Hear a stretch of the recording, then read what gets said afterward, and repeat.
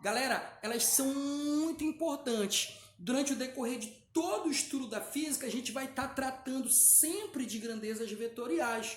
E sempre que a gente for trabalhar com uma grandeza vetorial, será necessário essas operações, tá? Olha só, uma coisa importante. Sempre que eu represento uma grandeza vetorial, eu vou representar essas grandezas por um vetor. O vetor nada mais é do que uma seta, tá? E interessante, uma coisa interessante.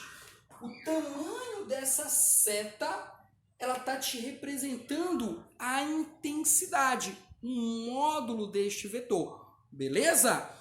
E a direção e sentido você consegue perceber pela disposição dele. Por exemplo, aqui, ele é um vetor horizontal que está no sentido da esquerda para a direita. E o tamanho, o comprimento dele representa o quê? A intensidade, o módulo deste vetor. Beleza? Olha só, filhote, operar com vetores é você ter a noção de que quando você tem um objeto qualquer, sobre esse objeto, geralmente não vai estar agindo um único vetor. Estarão agindo sobre ele diversos vetores. Só que eu tenho que ter a capacidade de representar o vetor soma.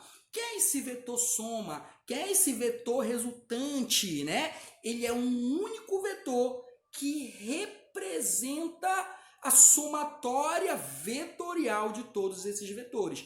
Então é como se eu substituísse todos esses vetores por apenas um. Só que este único vetor precisa causar nesse objeto a mesma coisa que aquele conjunto geraria, tá? Causaria. Então isso é interessante. Bom, a gente começa trabalhando contigo esses 4 casos que são mais importantes. Qual é o primeiro caso? Ó, te liga aí. Primeiro caso, tá? Eu tenho um objeto e sobre esse objeto estão atuando 2 vetores. Só que se você analisar bem, você verá que eles estão na mesma direção e no mesmo sentido.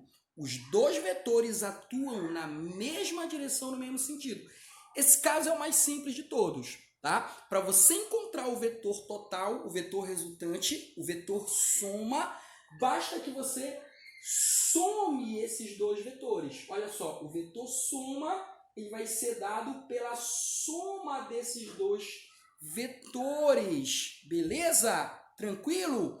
Segundo caso, eu tenho novamente um objeto e eu tenho 2 vetores atuando, só que dessa vez esses vetores estão na mesma direção, que é a direção horizontal, porém estão em sentidos contrários. Eu sei que vem na tua cabeça logo a subtração, né? Ah, Davi, eu vou subtrair, eu vou diminuir. Cuidado, porque vetorialmente tu estás somando. É a soma desses 2 vetores.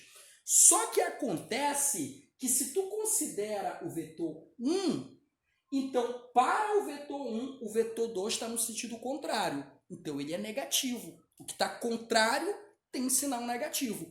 Aplica aí a soma vetorial. Olha o que tu vais encontrar. Olha lá. O vetor soma é o vetor 1 que eu considerei, tá? Mais o vetor 2. Só que o vetor 2 é negativo, porque ele está no sentido contrário. Olha lá. Então eu estou fazendo uma soma vetorial. Porém, essa soma vetorial se transforma numa subtração escalar. Por quê? Mais com menos é menos. Então eu acabo obtendo que o vetor soma é V1 menos V2. Beleza? Mas toma cuidado com esse detalhe. O terceiro caso é o mais utilizado. Tu tem que estar sempre alerta. Olha só.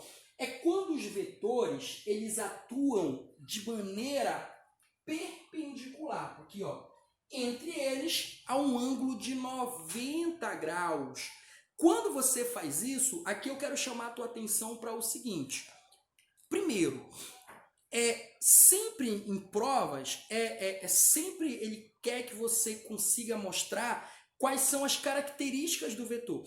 E o que necessariamente são essas características? Direção, sentido e intensidade, tá bom? Como é que tu vai fazer? Tu vai aplicar uma regra importante. A nota é a chamada regra do paralelogramo. Por que tu tens que aplicar a regra do paralelogramo? Olha para cá. Será que esse objeto vai seguir o vetor 2 e vai se mover horizontalmente para frente? Ou será que esse objeto vai seguir o vetor 1 e vai subir verticalmente? E aí? Nenhum dos dois. É para isso que serve a regra do paralelogramo. Você traça duas paralelas, uma a cada vetor, e o encontro entre esses vértices te dá exatamente o ponto de ação desse vetor soma. Então ele vai te indicar para onde o objeto vai. Vem cá, olha como é fácil. Ó, eu vou traçar uma paralela a esse, ó. Vou traçar uma paralela a esse, ó. E vou traçar uma paralela a esse aqui, ó. Tá vendo? Agora eu vou pegar o ponto de encontro desses dois vértices. Sacou?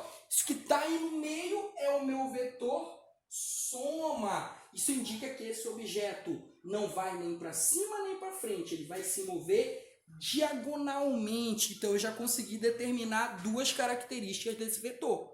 Quais são as características? Direção oblíqua, diagonal, né? E o sentido de baixo para cima. O que é que falta? A intensidade. E a intensidade também é muito fácil, porque tu vais usar o teorema de Pitágoras. Como assim, Davi? Olha só. Esse cara aqui é o V2. E se você perceber, ó, aqui você tem o V1. Isso aqui, na verdade, é o V1. Ó, isso aqui é o V1. Tranquilo? E aqui você tem um triângulo retângulo, bem aqui dentro. Ó. Isso aqui é um triângulo retângulo. Como é que eu faço para encontrar o vetor soma? Observa como o vetor soma é hipotenusa.